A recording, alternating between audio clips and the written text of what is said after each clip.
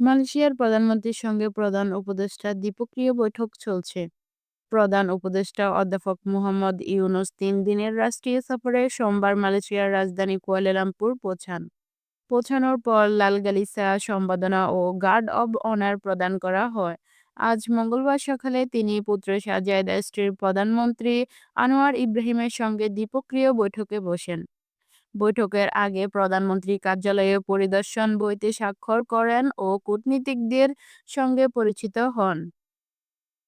Press সচিবের তথ্য অনুযায়ী সফরে অভিবাসন, বিনিয়োগ ও পারস্পরিক সহযোগিতার বিষয়গুলো অগ্রাধিকার পাবে।